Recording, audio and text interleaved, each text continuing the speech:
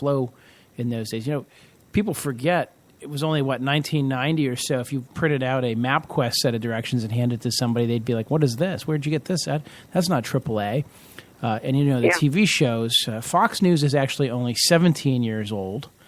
And CNN didn't come into its own until the Gulf War, which was about a year or two after the fall of the Berlin Wall. But anyhow, it's a big milestone because obviously it looked like we had actually won the war on communism. But 25 years later, Vladimir Putin is back to all kinds of craziness. So I don't think the world's safe from Russia yet.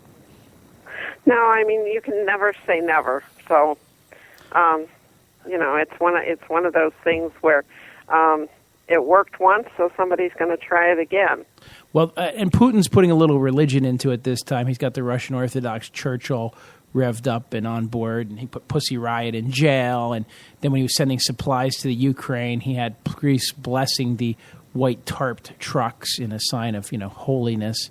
And of course, as you know, the Russian Orthodox are pretty sure that the Catholics really aren't the real heirs. And of course, the Pope just came out now and said that evolution and the Big Bang are in fact what happened. That's just the way God chose to create the world, which is probably driving a whole bunch of fundamentalist Christians wild around the world.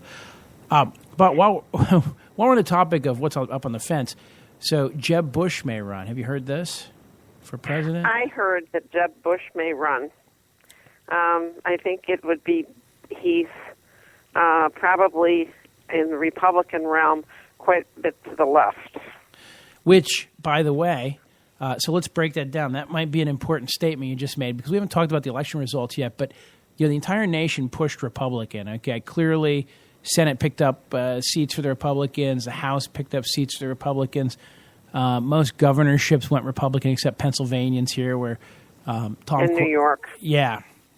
Well, in New York we knew we knew where New York was going. So interesting side point is this. However, on ballot referendum issues, the personhood vote in Colorado, which is considered a fairly fundamentalist type amendment to give fetuses the rights of personhood, only mustered 37% of the vote. In a couple states where the full legalization of marijuana was on the ballot, it passed. In 5 or 6 states where the minimum wage was put up to a vote to the people, it passed. Increases in the minimum wage.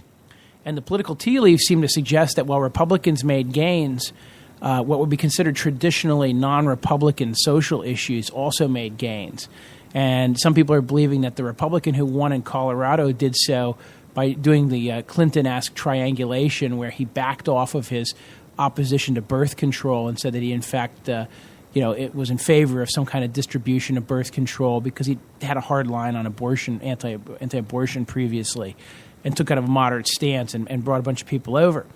So maybe Jeb Bush is the guy if he's left wing as a Republican goes. Thoughts? Mm-hmm. I think that's my thoughts. My thoughts are I think he is because he's for amnesty and he's for several things that are considered Democrat items. Right. And so this election may be setting up to suggest that voters as a majority are clearly favoring more progressive social stances, but at the same time favoring Republican candidates over the Democrats. So given a choice of an individual, they're picking Republicans, but given a choice of a issue, they've come down on the Democratic side across the ballot. So it's a very interesting mix. In fact, I think one of the blog posts I read on it, the guy basically made the idea that his synopsis was, what do you make of this? It's very hard to read, except he's suggesting that, yes, this suggests that the Republicans that could succeed are going to have to be more progressive than they have been in the last few election cycles. So Bush may be that. Now, on the same note, of course, Hillary Clinton seems to be doing very well. She is now the most popular Democrat in America. I believe she's your senator still, correct? Yeah, I see how thrilled you are about that. So she is actually a favorite to run for president again. So we could have a Bush v. Clinton lineup, which would be interesting in a couple of respects. First of all, because obviously the history, but also the idea that are we really an oligarchy given over to dynasties? or are we a representative democracy? And say what we may. Well, yeah, it would when you look at it and you see who's related and how it's been being passed through and passed down, even in amongst the senators and the House of Representatives in some cases. Perhaps the best question to you ask. might think that. Perhaps the best question to ask is, when the Rothschilds were at the Illuminati meeting last week, who did they decide would be the next president? And would they let the Republicans have it or the Democrats have it this time?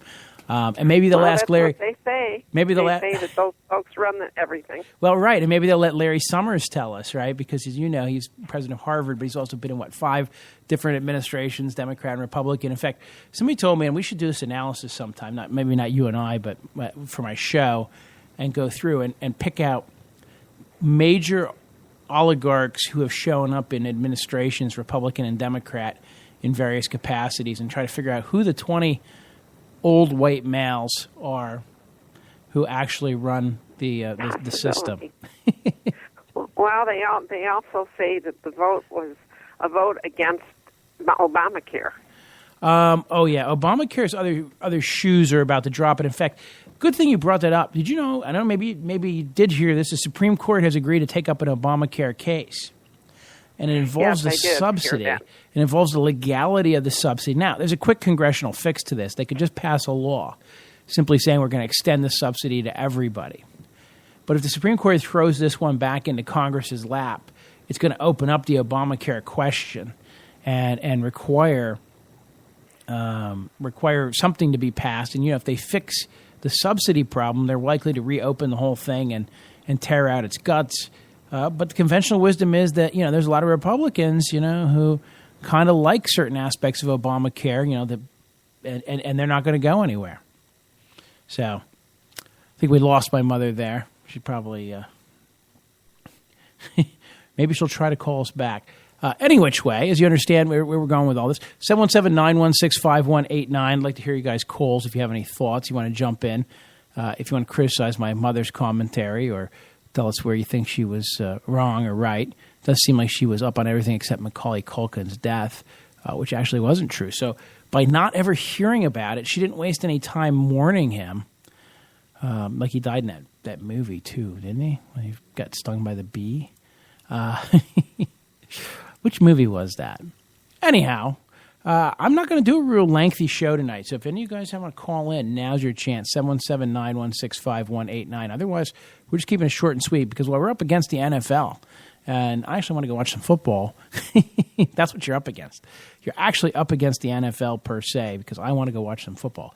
So I'm going to give you guys like 2 more seconds to call in. And otherwise, again, I'm just going to keep this very tight. And, of course, hunting season's coming up. So you're going to have to be careful because I may be traveling and doing some hunting. I shot some pheasants the other day. Hadn't been out hunting yet this year. And I got invited along on a pheasant hunt. And had a good old time on Friday shooting a few pheasants. Enjoyed that quite immensely. I'm getting, my last of my shotgunning in here while there's still opportunity. So I'm enjoying that. But again, lots of work to do. So not too much time for leisure. But I'm going to wrap this up. I think we had a pretty good rundown of the current topics. And I think my mom provided a lot of interesting information. So don't forget to tune in Wednesday night at 8 p.m. when we'll be live here on the air to discuss whatever else it is you guys want to talk about. So I will see you Wednesday at 8 p.m. Go to carlrominger.com or Spreaker for the feed, and you can hear tonight's show.